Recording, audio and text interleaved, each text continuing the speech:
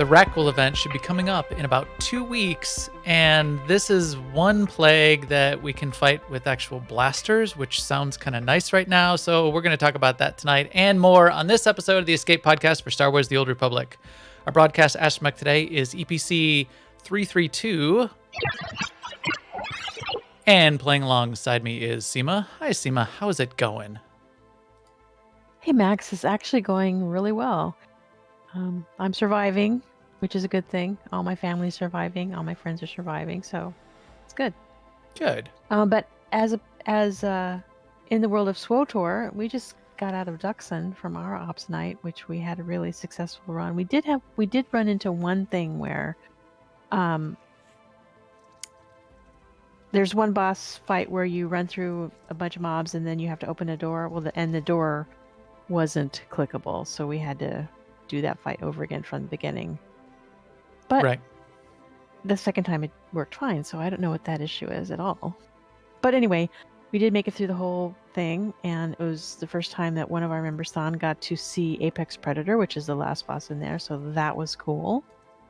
And then earlier this week in MFM, we did Xeno Analyst, because we're doing this is a GRE event week. And we did a bunch of rampaging, got a bunch of conquest points, and that was a fun night also. So we're having a good week. How about you, Max? We're certainly gonna we'll bury the lead on what we're doing with conquest this week, but because we were doing quite a bit of conquest, I did conquest on 7.5 characters, and that was I exceeded conquest on 7.5 characters. So I was doing all of the kinds of conquest objectives. I was doing GSF. I did a GSF weekly on I can't remember the last time I did conquest on half a character. Well, I mean, I got halfway. I know, but because I didn't finish the way it off. my mind, the way my mind is, I just like. Well, because we were pushing, and I actually halted, yes. and I haven't logged back into that character because I have a dark project and a whatever the invasion force. I have them queued up because if we needed the points, if we needed a burst of points in the morning, I wanted to be ready for it. So I purposefully sort of left that character incomplete so that I could burst I did things a similar down. thing. One of my characters has like every quest on one last mob kill or something. Yeah. For the next time that's a conquest objective. Right. Having some banked ready to go. In fact, I felt bad. Zen, who's in the chat room, we decided that we were going to switch it up. We switch back and forth every week. We decided we were going to go Imperial 2 weeks in a row so that as we started switching back and forth, we were missing the event weeks on the Republic side every time because the event weeks are always once every 2 weeks. So we said, all right, we'll go Imperial twice in a row so that we can cycle it out and do some of the event weeks on Republic for a while. Zen didn't realize that this was the week that we were going to go Imperial twice in a row and had a whole bunch of characters, I guess, with the weeklies ready to turn in and was going to burst a bunch of stuff down, but it was on the wrong side. So sorry, Zen. But having that stuff banked and ready to go, that's some good planning ahead for Conquest. Anyway, yeah, I did GSF. I did 17. It was another one that I did 17, but I didn't finish off the weekly on PvP on purpose on my Sork. But I almost did the full weekly in PvP. So I was doing PvP and GSF and commander hunting and all the things. It was quite a lot of SWTOR in the last week for Conquest in particular. Fun stuff. And as I said, we'll bury in the lead of why we are focused so hard on Conquest. We'll talk about that in our guild news. But first, let's talk about our regular game news. Now, an Imperial News Network report. First up in the news, keep a track of that dev tracker. We have a few weeks here, I think about 3 weeks until 6.1.1 is going to drop. The main thing that's going on the PTS right now is the tweaks on the key changes. One of the key changes that they're continuing to tweak that's going to be ready for 6.1.1 is Ducks in Master Mode. If you are a Master Mode capable team and you have some time and availability, getting on the PTS and trying out that Master Mode is something that everyone, and especially the devs, would certainly appreciate. Matt, it looks like, is continuing to make minor changes to smooth out the Master Mode, new abilities of the fights, new features, new mechanics. Getting those tested is important. So I really appreciate all the teams that are in there doing that. Speaking of feedback, class feedback threads continue. They started them a couple weeks back, but there's some new info for Sage and Sork. So that's where you post if you have feedback for the changes that you see coming. Yes. They're coming in 2.5 weeks, so not too far off. Yeah, they gave Sorks they nerfed him a little bit. They gave him a week back, so they can't lift things. When they gave that to them, about a week back. I don't hear you laughing, Seema. Also up in the news, they're continuing to tweak the Conquest updates. They included in the dev tracker a breakdown of what some of the changes are that we're going to see in the different level ranges. So you can see some of those updates. Some of these I kind of like. Now, remember, they've got this idea of now some of the weeklies will turn into dailies after you do them, for slightly less points and a slightly modified version. Some of the new things I'm seeing here in Conquest I kind of like. The idea that there'll be a daily, for example, where if you get getting a renown rank is something that you can. Oh, it's repeatable even, not even just a daily. So every renown rank is additional conquest points. So more of you play the game, you get conquest. You play the game in significant ways, you get conquest. I'm still. I would never have made the decision to create these extra level ranges, this level 10 to 49 range and the 50 to 70 range. In fact, when this releases, when they publish this in 3 weeks, next up, okay, Seema, you do your news item, and then I'll rant about this. What else is coming in 3 weeks, Seema? So save your rant. But yeah, we're getting a double XP event, so it's going to hit mid-April and go to mid-May, basically. Which is great. Coming along with patch 6.11. Yeah. No rant about that. Welcome. Everybody's been asking for it. Everybody's been wanting it. So great. But they did post that it's not something that they can just turn on and turn off. It requires a restart or whatever, so a maintenance. So they have to schedule it, but that's why they couldn't do it, like today. Right. I think there was. I think isn't even the name of the thread is like, well, Blizzard's doing it. I think that was the thread specifically. And that thread became a discussion about whether it's good to do it because Blizzard does it, or because Blizzard does it, does that mean we have to do it? And if we do it, then we're just copying Blizzard, so that's bad. No, that's okay. You can copy other, it's like, wow. Oh, well, I didn't read through that thread. I just ignored it. Even though Keith specifically is posting in that thread. So, Blizzard is doing it is the title of the thread. And Keith is the one who posted the details on when we're doing it and what they're doing and why that's why it is the way it is. But we will have it, and we will have it for a month, and that's nice and fun. If you got any alts that you want to level up, now's the time. Now is also the time, now getting back to my rant, where now we're going to have this month where we're all going to be leveling up characters really fast. And leveling is fast anyway in Star Wars. We've talked about this before. It's very fast. In fact, we're probably going to do a leveling podcast, a segment in the next couple of weeks, so that everybody's prepared to take advantage of that. These level ranges, and again, spending extra time breaking out these level ranges, spending dev time building this system, and then launching this system with double XP so that people aren't going to even be in these level ranges for more than 5 minutes, again, just reinforces that this is useless content and wasted dev cycles. So I've ranted about this in the past couple of weeks. I continue to rant about it. Just the whole double XP just reinforced it for me again and threw me off the deep end once more. Like this. Say I'm level 60 right now. If I'm level 60 right now and I go, now I've got some specific goals for me and some specific rewards from my level 60 level range. Let me go try to get those rewards. You won't get them. You will not get those rewards because as soon as you do your conquest for the week from level 60, you'll be level 71 and you'll get the level 71 rewards, which are better anyway.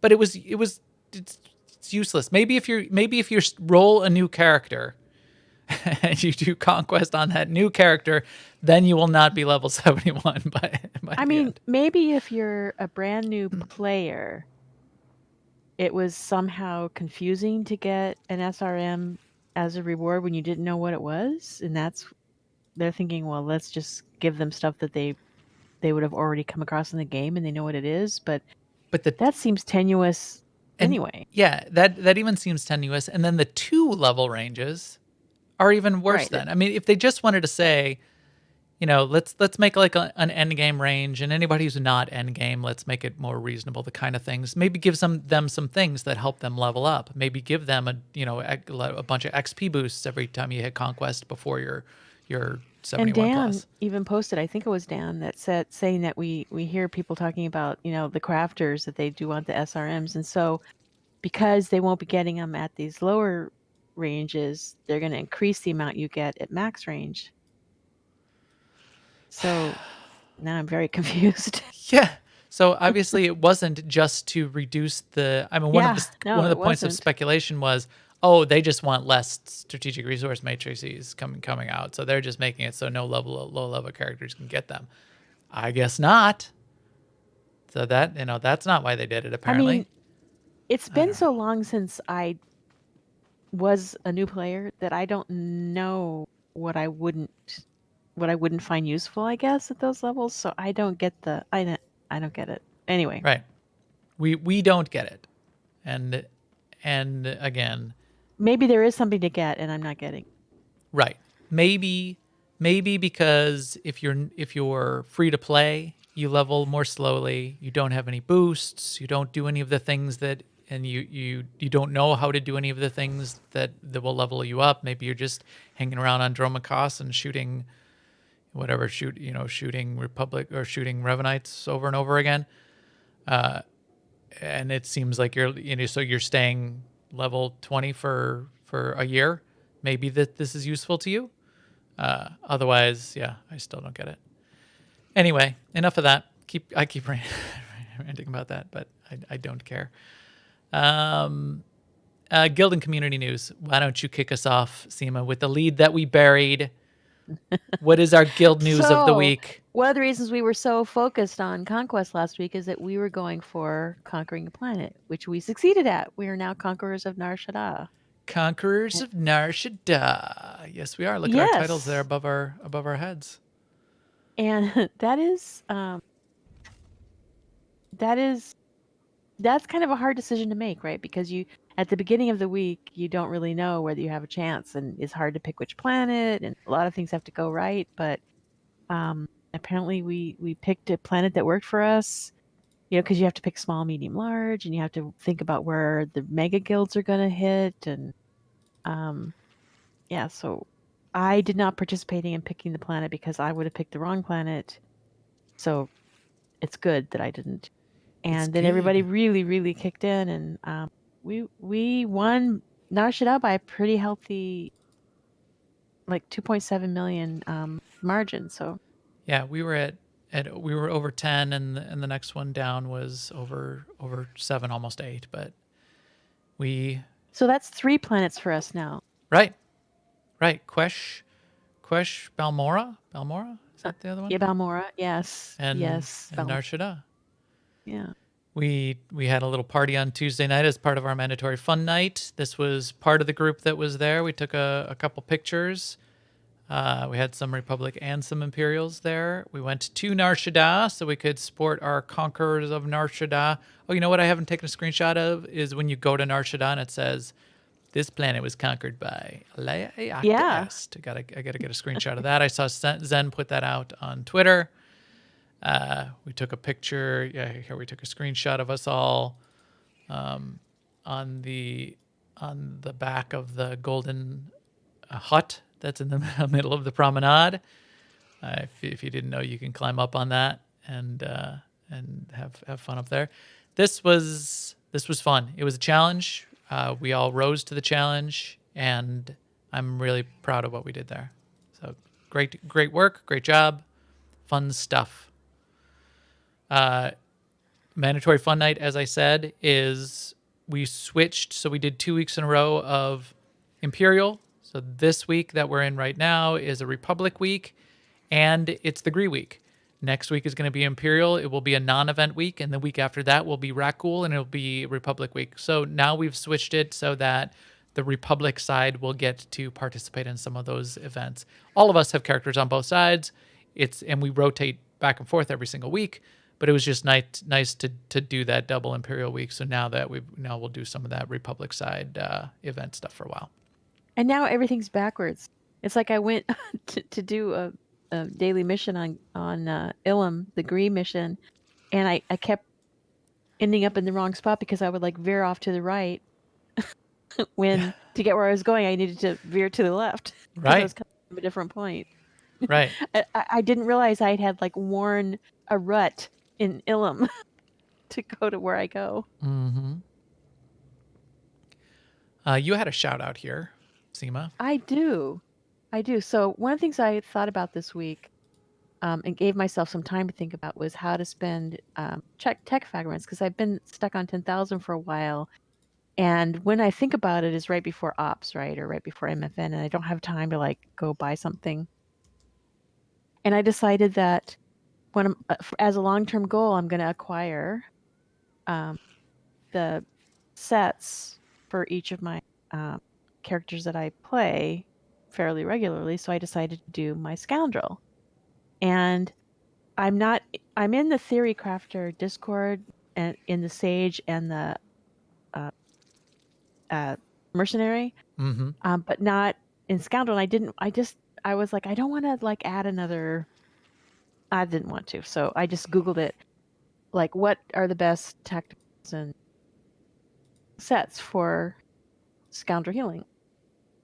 And I came across this article written by Lorhan, and it's on Mobits, which is Zamzam's site. And I really, really liked it because, I mean, he writes it in just, this is how I heal. This is how I use my spec. It's not necessarily, theory crafted. Is like, here's how I like to do it, and here's the benefits of doing it this way, and provided a lot of context. And it was also written in a very conversational style that I felt would be like interesting and accessible to anybody who wants to know. Yeah, there's a lot about how to play, and there's she talks about the sets. And why I tend to lean towards utilities that assist me defensively. Blah blah blah. Yeah, you're right. This is written in a really nice conversational way and in an accessible way. Yeah, I like this. And I felt like after I read it that not only did I know more, but I felt empowered to make my own decisions. Like I didn't go with the exact same utilities he had. And then I picked, based on the discussion of 2 different set bonuses, I picked the one that matched my gameplay more. Because on my Scoundrel, I tend to do less group content than I do on my Mercenary. So, yeah. Yeah. So great job. So it turned something that was going to be a chore to me to something that was like fun and engaging. And now I have a goal of going after all 6 pieces of a particular set. I have 3 right now. That's all it took to use up my 10,000 tech fragments. But now I have a little plan, so I won't have to think again for a while until I get ready to do another class. And these, Zamzam has talked about these separately. I've heard her talk about that. These guides are very difficult in general. They're difficult to write. They're difficult to make complete and accurate. So yeah, this was a very good job. And teaming up with Lauren, I've played with Lauren before. She's a great player. She does a bunch of the master mode stuff and is on the Theory Crafter site, I believe. The Theory Crafter Right. Discord, doing stuff in there, putting this kind of thing together, spending the time to do this, really appreciated. So thank you both. I really, in fact, that she's a master mode ops player and has tried a lot of different things really went far for me too. It's sort of like, here's all the things I've tried, but this is what I landed on. Yeah. So I like. Yeah, well done. Also in community news, our pals, Marcus and Nick, had another episode of their awesome podcast this past week and brought on basically an entire ops team onto the podcast, which is a bold move. But the whole point was, hey, this is the deal with ops teams and running operations and why ops teams are so fun. It's the kind of thing that really crosses MMOs in general and is really part of the MMO genre that makes this style of gaming persist. And it's a really a big element, I think, of why MMOs work as a game genre and continue to persist and be so popular, even though newer game genres seem to have all the buzz and are more esports oriented. MMOs survive, I think, because of the social elements, and an ops team or a raid team is an part of out that. of game element. Yeah, that persists out of game and turns into real life friendships that I think are really important. We can't do physical meetups right now in the world, but we've done that before with our ops team members and our guild members, and that's some of the best part of what comes out of these kinds of social engagement as well.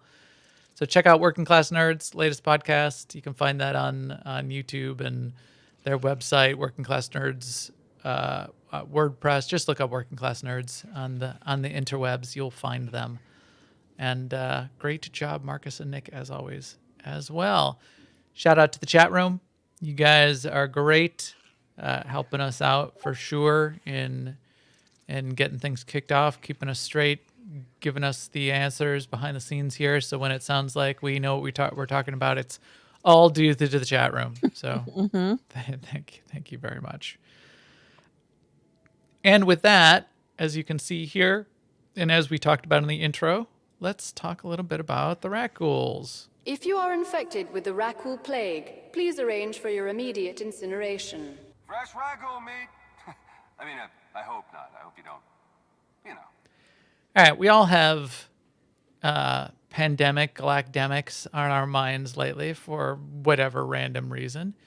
And I thought about it for a couple seconds and said, hey, if I could actually get out a weapon and shoot the source of this plague that we're dealing with, I'd feel like I'd have some control. And we get to do that in 2 weeks in SWTOR. So that's nice. It's nice to be able to have a plague that you can have a little bit of control over. We did, I didn't write down the episode number. Wasn't it like episode 9? So this is a repeat. 23. 23. Okay, so this is a repeat of about 4.5 years ago when we did an episode on the Rakghoul event. So sorry for all of you. It's going to seem like we just did it, and we're repeating it. We actually pasted in our notes and went through them, and they're relatively accurate. The event has changed to some degree, and we'll talk about some of the differences. It was only a single planet event. It only ever happened on Alderaan back when it first started, and then they added a couple other planets in over time. It is a pretty cool event. There's a bunch of achievements associated with it. It's a very complete event, I would say. What's your impression of the event overall? I mean, Okay, so my favorite things about this event are doing the eyeless fight, killing the world bosses whenever we get a chance to kill the world bosses. I always like that. And rampaging on the surface. I don't like rampaging necessarily in the tunnels as much. It But is yeah. not optimal in the tunnels. And I do one mission every day. It's up to, which is I collect the little Rakghoul, put them in the cage. Oh, you like you like that one? Well, 'Cause- I mean, it's quick and you get a bunch of conquest points for it, so it seems like a good value. And even if you're on a PvP map, there's no PvP around what's going on there, so it's nice and easy and quick. And it's all the little racklings, which are a really cool part of the whole meta event in general that I really like. Yeah, that's a good one. That is a good one. But there are a bunch of dailies. There's a bunch of achievements. There is a lair boss. So a lair boss is basically a single boss operation. I just thought of a lair boss that we haven't done in a while, which is the Hive of the Mountain of the Queen of the Mountain of the Hive. Oh yeah, we haven't. We That's should true. go We gave do up. her again. We could have done her tonight. We should do her in heroic. Yeah, we I should. mean, veteran, hard, whatever I'm supposed to call it. The mythic legendary mode. But Eyeless is a great boss. I have posted pictures of Eyeless. I posted a picture of Eyeless on Reddit once, and I think I got more updates on the picture of the Eyeless's butt. Yeah. Up butts. I got more upvotes on that post than all of the times we've ever posted our podcast for the last 300 episodes put together. So Yeah. that's nice. We got that going for us. My butt picture is where all my karma apparently comes from on Reddit. Reddit does not like podcasts. No podcast gets upvotes for whatever reasons, but pictures of butts, they get all the upvotes. He's got a very distinct. I'm looking for my picture. I'll find it before we're done with the podcast. He's got one of the most distinct intergluteal clefts in the game. There are a series of bosses where they put extra work into the intergluteal cleft. Foreman Crusher is one of those. Eyeless is one of those. So we're going to talk about that for most of the next half hour. The intergluteal cleft in particular. But there's a lot of other things that I would recommend the event for in general as well. So achievements, world boss, lair boss, the dailies. What are your favorite parts of the event? And I'm sure you're legendary with the rep on it too, aren't you? Yeah, I'm sure you are. Yes, and there's a number of achievements that I have did. I am not but done with the achievements. There's a certain type of achievement that I don't have the wherewithal for, which is the kind where you wait for a rare and then kill the rare and then maybe they'll get a drop. I just don't have that. I don't like waiting around for them. I don't like competing with somebody else who might also be waiting around. So, yeah. I am missing. But I have all the others. Do you have the PvP ones? I'm missing the PvP ones.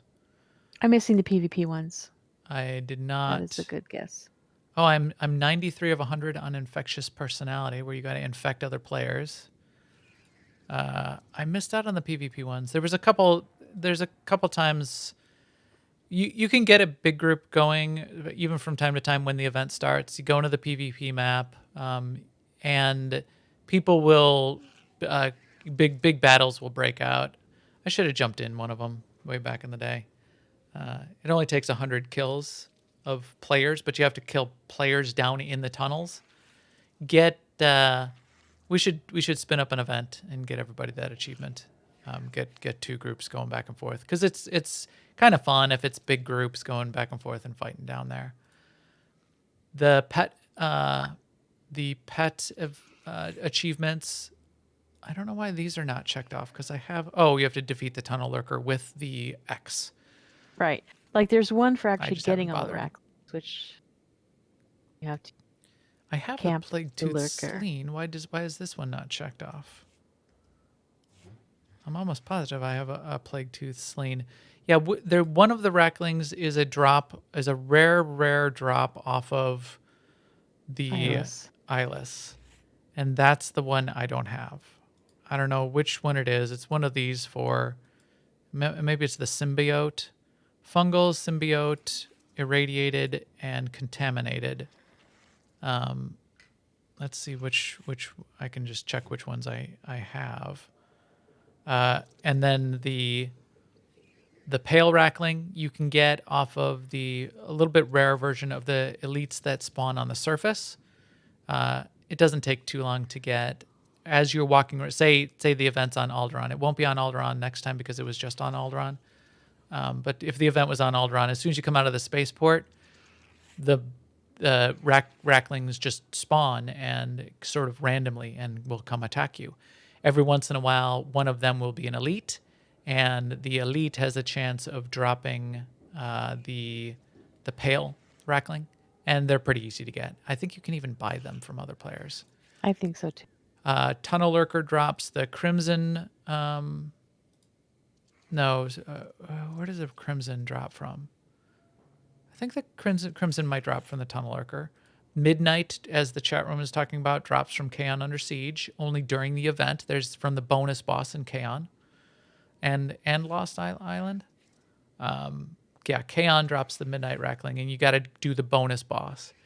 And then a couple of these other ones drop from various locations, either like the Tunnel Lurker or there are the champion the champion Rakghouls down in the tunnels that have a rare chance to spawn into the catalyst version of those champions.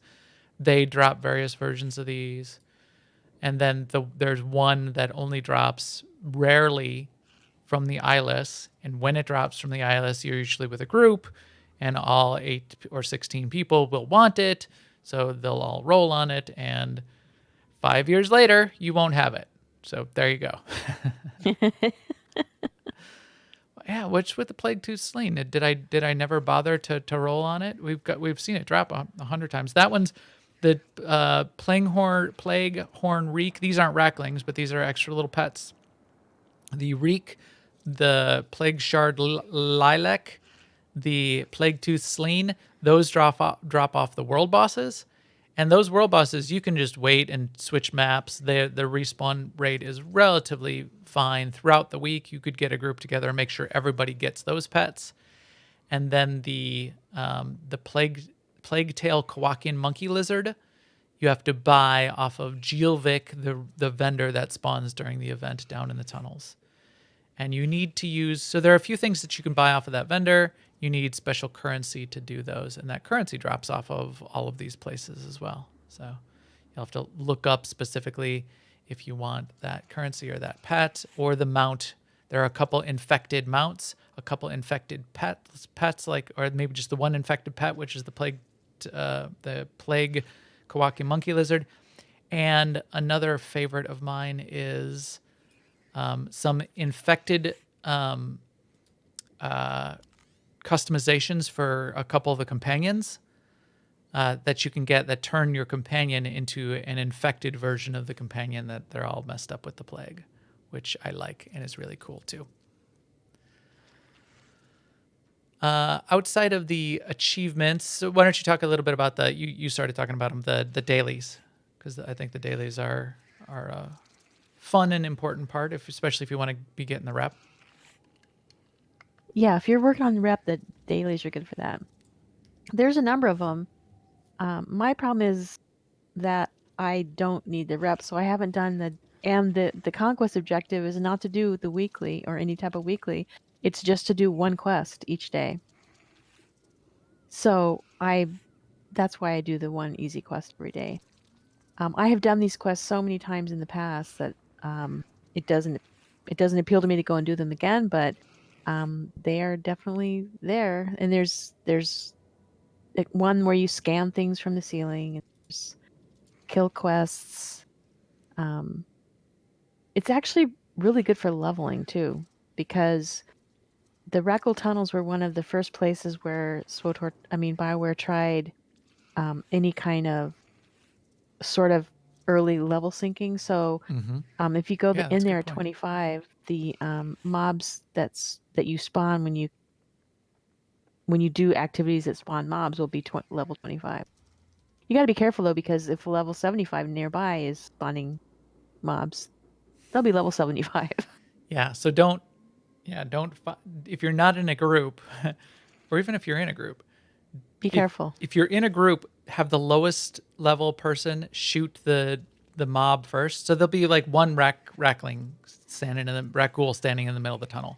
Whoever shoots it first, that's what spawns then the other mobs that will pop, and then three more, either three regulars, two strongs, or one elite and a regular. It's a mix of additional mobs will show up, and you gotta fight all of them.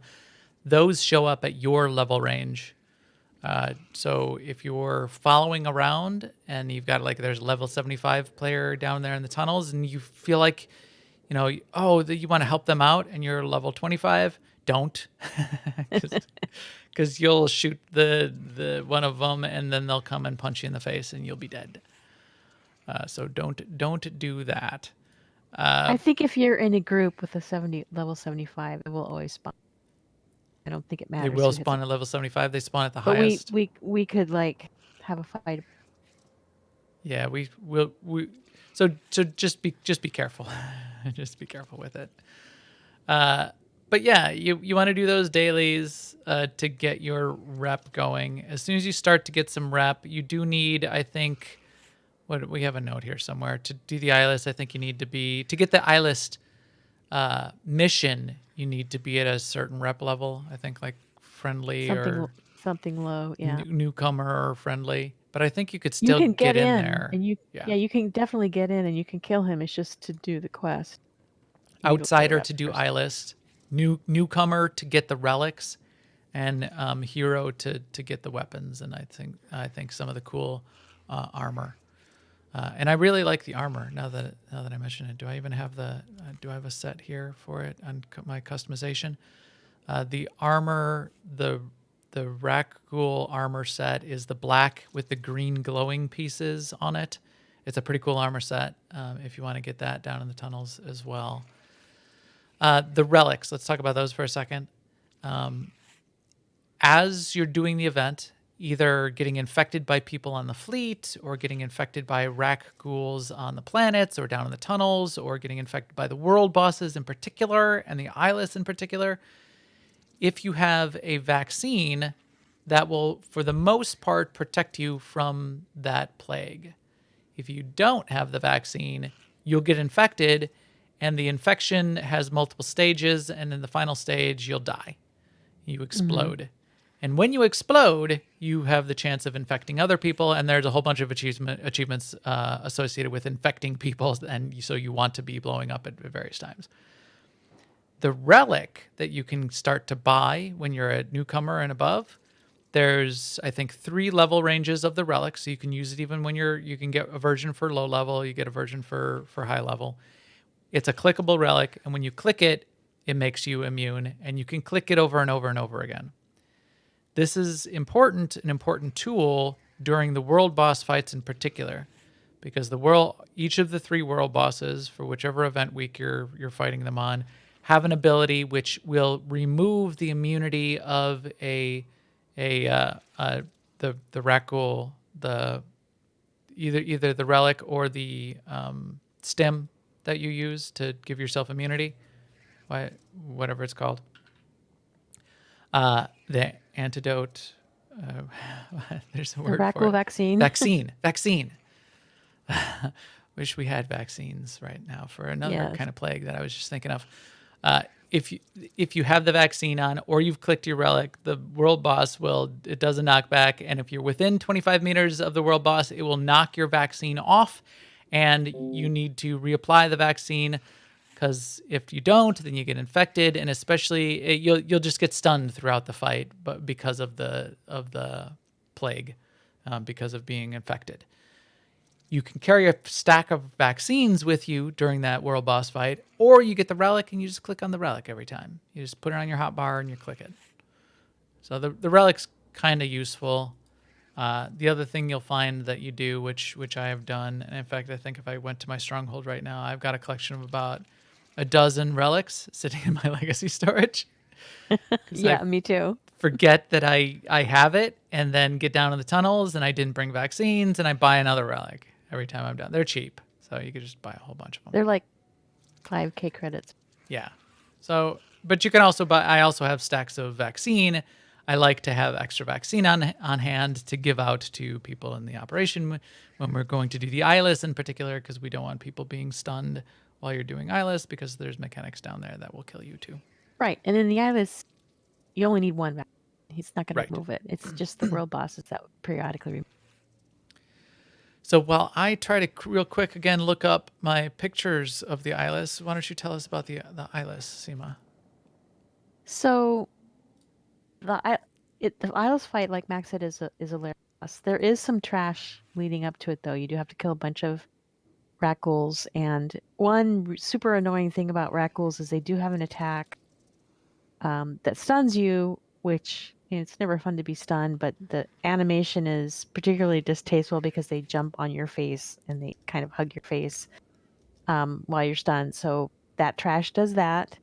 But once you clear all the trash and you're looking at the eyeless, there's two main mechanics for the ops team to be concerned with. One is poison circles. That's the green circle to stay out of. And then there's a purple circle that's like a smash that the eyeless does. So anybody who's in melee range has a chance of getting caught by that purple circle, which is the purple circle actually does quite a bit of damage. So it's part of the dance for melee is staying out of that purple circle. Most tanks will kite the eyeless around so that people have the opportunity to move out of puddles when they need to. And periodically there are ads, and it's important to kill the ads when they spawn. Okay, so you got to switch targets from the eyeless to kill the ads, because basically if you don't kill the ads, then they will start killing your raid team. And that will make it harder to kill the eyeless. Yes, but it's as you said, it's the purple circle that kills people, and it is kind of relentless, especially melee. It's not very melee friendly. You gotta stay out of that purple circle, and especially on story mode, the only thing that's really gonna kill people in that fight is the purple circle. So it shows up around the boss. It's got a 15-meter radius. Don't stand in the purple circle. I cannot find a picture of the eyeless's butt. I don't know where I put it. It's more than just not standing in it. It's like predicting when it's going to happen and running before it drops, because it happens pretty quick.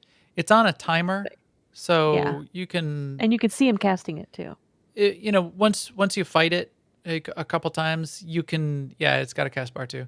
You can get a sense of the rhythm, and feel the beat of the rhythm of the night, and get out of that circle on that rhythm relatively quickly.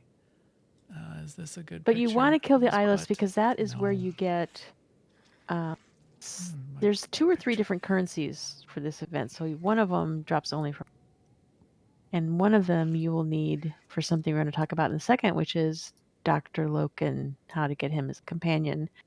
You'll need some of the drops from not only the eyeless, but also the world boss. Yes. So the barnacle of the eyeless drops from the eyeless. That's one of the kinds of currency. The symbiotic fungal bloom drops from those elites down in the champions down in the tunnel, the fungus elites and the catalyst. And then the exotic plague specimen is what drops from the world bosses. Those are 3 kinds of currency, and then there's even, I don't think the canisters are used for anything. Maybe the canisters are still used for some of the, like the decos and stuff you can buy. I forgot about the decos. There's some good decos on Geelvik as the vendor as well. I think you need at least 1 canister for Dr. Loken. Okay. So why don't you talk about Dr. Loken while we're all on that topic, and while he's standing here right in front of me in his really cool armor. There is an alliance alert for Dr. Loken, so you can get him as a companion, even if you your character wouldn't normally have gotten them during the class story. The trick, though, is that you had to have previously gotten Kaizen Fest. So if you haven't done Kaizen Fest, then this alert will not show up. But once it does show up, then you can start the process of getting Dr. Loken, which requires some gathering of bioanalysis mats, getting some of those mats we just talked about from the Rakghoul event, and you also have to do a couple of tasks in the tunnels themselves. So part of this definitely cannot be completed unless the event is going on. So if you want Dr. Loken, you need to do at least part of it during the event. And let's see what else. Yeah, those are the main things about Dr. Yeah. And he's pretty cool.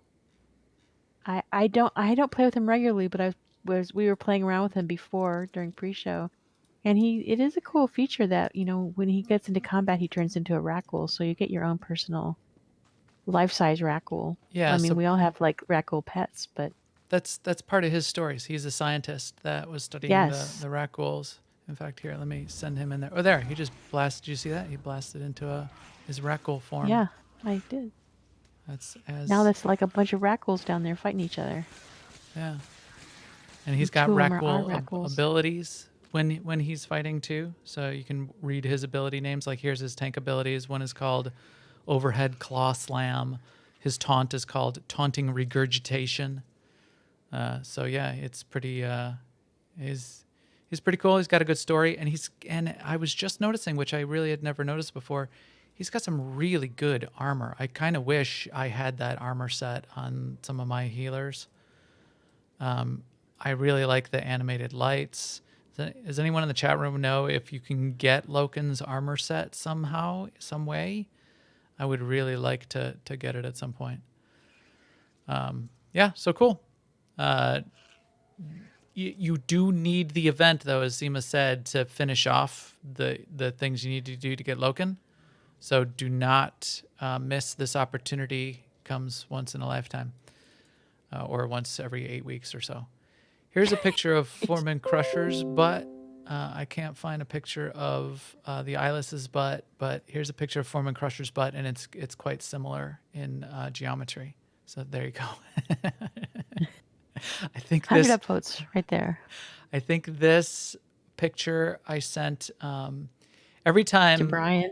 Yeah, every time Brian from Bad Feeling Podcast used to run a contest, they would ask for different kinds of screenshots of epic boss kills. I would just send him butt pictures, and I would encourage everyone else to do that as well. So there you go. That's what you get if you want me to send you a screenshot. What else? Crystals, mounts. There are some cool green-black crystals, I believe, are one of the things you can get. That's certainly a cool blaster and saber crystal color. Mounts. Where's I think I have an infected fractal mount. Let me pull up my mounts. My infected fractal mounts is one of my favorite mounts. Irradiated. Infern. It might be. No, here it is. Here's my infected fractal. He's a pretty cool look. He's got the glowing yellow eyes and the infected coloring. I was pretty proud when I collected all the currency to finally buy my infected fractal mount. The infected the plague Kowakian monkey lizard is kind of hilarious. So good stuff there. What else? I think we talked about. So did we talk about the Lord of the Racklings? Why you want all the Racklings, as well as some of the other achievements. We mentioned the achievements in general. The one achievement I would love to get someday, but I cannot get, is Lord of the Racklings. Lord of the Racklings, and it's a title, the Lord of the Racklings title. What you first need to do is you need to collect every single Rackling. That's the hard part. Then you need to find the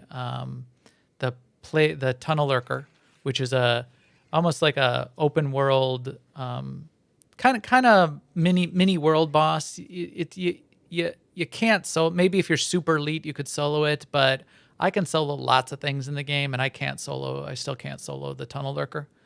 you need a couple people, three people to kill the tunnel lurker.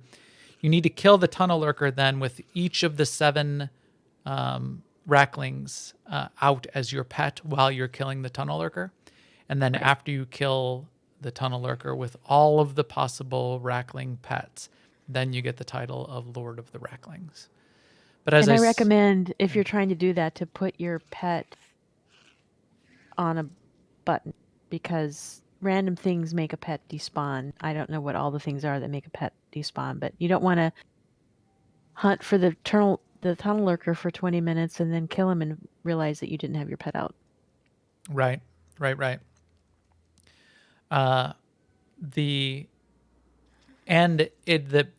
That tunnel lurker tends to get killed pretty fast when it's out there because a lot of people are going after it for these various achievements, and there's often even like a conquest objective for killing it. So it doesn't last very long. If you're hunting it with a group, and you need to be in a group to get credit for it. You can't just shoot somebody else who's shoot it when somebody else is shooting it. You'll just make sure you've got that pet on your hotbar, as Seema suggests, because it's easy to just have to kill it really quick, and then it's gone, and you missed it, and you're going to be really sad. Then you're waiting again. Yeah. But first, you got to get all the Racklings. So I haven't even bothered to try to kill the tunnel lurker with all of my Racklings because I don't have the rare one off of the eyeless. Sometimes we run around down there as a guild and look for the lurker, and in those instances, I do make a point of having Racklings out. But yeah, that's all for me. The catalyst is a rare spawn. Oh, let's talk about that. The one other thing that you can potentially think about doing to get that rare Rackling. So the rarest of the rare Racklings drops off the eyeless, which is really hard to get it to drop. I think it drops more often in the veteran mode eyeless than it does in the story mode. So run veteran mode eyeless. The other thing you can do, if you need to run eyeless with a group of 8 or 16, right? What you can do, and what people have done when they're really trying to hunt down that Rackling, is do it on all your characters.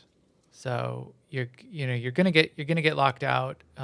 What's the lockout on the eyeless these days? Is it 24 hours? Mm-hmm. It used to be weekly.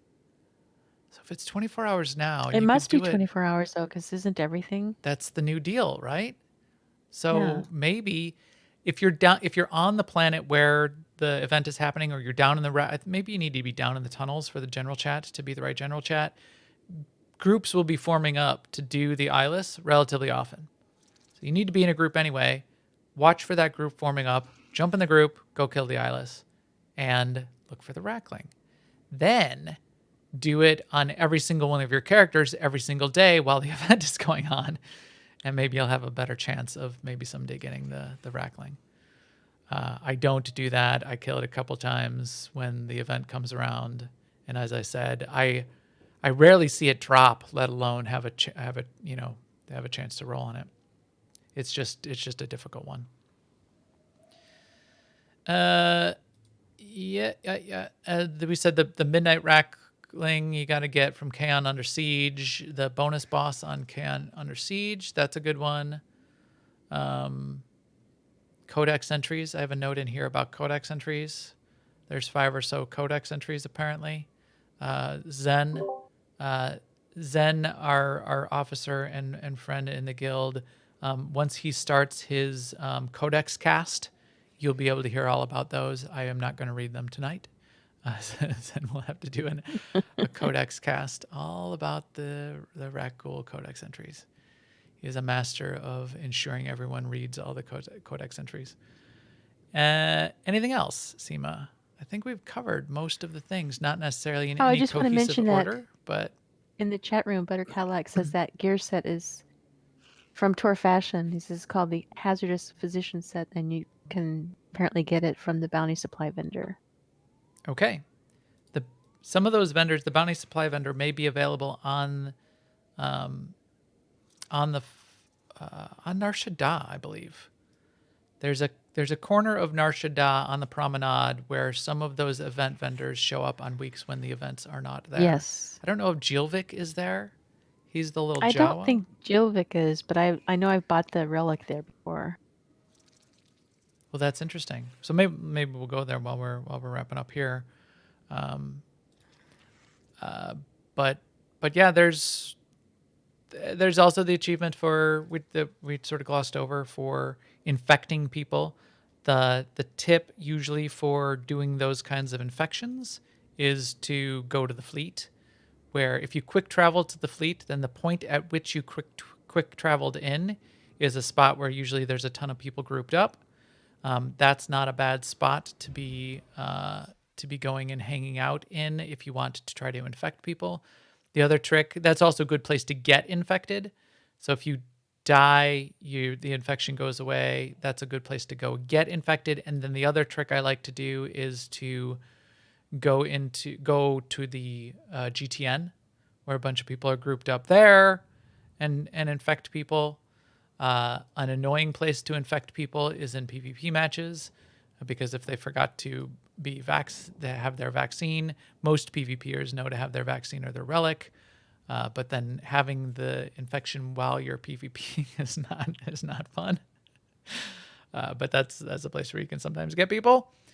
But you want to infect tons and tons of people for one of the achievements. So that's ways to do it there on the fleet. And it's kind of hilarious as you explode with the infection as well. I kind of ensure that once every time the event comes around, I just get the infection and explode for the fun of it. Beware though, it affects people different ways. Like some people do find it hilarious. Other people, it does get them angry. Right. But they could just go get a vaccine or a relic, Right. and then they'd be perfectly fine. All right, That's so down here on the promenade, in one of these corners down here is where some of these extra vendors hang out. So we'll I'll try to find it while we're chatting here, or maybe it's upstairs. Yeah, oh look, Nar Shaddaa controlled by Alea Iacta Est Timor, which is our nice. our Republic side guild. No, or imp site. Imp side. Yeah, we've got guilds on both sides, so we had to name them different things. Alea Iacta Est with a suffix is how we name all of our guilds across all of our games. Like WoW, where we have to have 11 different guilds to hold all of the characters, because we have a little over 5,000 characters in our WoW guild, which is pretty epic. Not there. Yeah, so I think we've exhausted this. As I said, it's sort of a fun event. We certainly do hang out and do a bunch of stuff with the event every time it comes around on our mandatory fun nights. And I never get tired of it. I like it. I think it's a fine event. So what do you think, Seema? What are your final thoughts on? I think it's a very complete event. Yeah. And it continues to have life for me basically because of the Isla. Right. It's because it's an extra boss that you can do once in a while. That's like I continue to do bounty contracts because of conquest, but I probably wouldn't if it weren't for that, because I've completed all the rep stuff for the bounty contract event, for instance. Right. Gree I would continue to do because I like to Xenoanalyst. I think the lair bosses were a really good addition that they added to the game, and they should think about doing more of them. Now that I think about it, yeah, they're quite cool. Ladies and gentlemen, I keep forgetting them. So if you just to wrap it up, then the lair bosses in the game right now are a couple of the event bosses, the Xenoanalyst and the Eyeless, and then there's the Colossal Monolith, or is it the World Breaker? One of the monoliths is a lair boss on Ziost. The Hive of the Mountain of the Queen is a lair boss on Osis. It's another one of the O planets that I always get wrong. And then Tabor's Courtyard is another of the lair bosses. GSI vendor, reputation vendor, Dr. Javik Kaspira. Is he got the Rakghoul stuff? He looks like he's got a mask on We'll too. have you fit and fighting again in no time. Yeah, and here's the vendor. So it's not Gilvik, but he's got infected customizations for Andronikos, Corso, Elara, Kira, Mako, Quinn, Cedrak, Theron Cedrax, Vector, Eric Jorgen, and Ashara. Oh, no, Galt, Gus, Kaleo, Kaizen, Rusk, Skadge, Tanovic, Treek, Vet, Yoon, Zenith. Wow, there's a lot of them. All right. But this guy's only got the customization, so he doesn't have the other things. Welcome. Got a full stock. Oh, here's the other Wish to things. sell. So the other vendor has the 3 antiviral kit relics, 3 pieces of artwork as decos, the custom weapons, the Outbreak Response Blaster, which is kind of cool. I prefer the infected, which isn't part of the event, but the infected tuning for my weapon if I want a Rakghoul-ish customization for my weapon. The quarantine canister is another decoration. My favorite decorations, though, I'm sure they're in here somewhere, are the plants that you can get. I don't see them on here, though. They may only be on Gilvik. The glowing plants that they have underground in the caves, those are very cool decorations. And then here's the Thorn armor sets. And this is the armor set that I was thinking of. So the Thorn Dark Vector set is quite cool. And you can see the guys down in the cave. There's a bunch of like the commandos down in the cave wearing the Thorn armor set. And they're really camouflaged. There's some of them sort of like prone in a fighting position with their sniper rifles, and you can barely see them outside the eyeless. There's 4 or 5 of these guys out there, and I step on them all the time because I don't even notice that they're there. Yeah. But there's two armor sets. I think one requires higher standing. Yeah, one requires champion standing, and one requires newcomer standing. For the 2 armor sets that are available. All right, pretty good rundown. Pretty fun event, as we said. Pretty fun stuff. Prep for it, especially if you want to get Loken worked out, as we said. Get a group together. Come play with us on our Tuesday night event. I'm sure we'll be going and killing the eyeless. And if we have more than 16 people, we'll kill them a couple times. Happy to have you there as part of our event. And I think with that, we can wrap up our show for tonight, take our EPC 332 droid, kick him out an airlock so that we can broadcast this podcast to everybody out there. Please keep up with us on Twitter, @MaxTheGray and @AIESEMA. And if you know any cool people that should be playing with us, tell them to come check us out on the podcast, on YouTube, twitch.tv/NewOverlords. AIE-guild.org is our guild website where you can find us as well. Get to our guild Discord, ask us for a guild invite. We would love to have you. And we will talk to you soon. Later, everyone.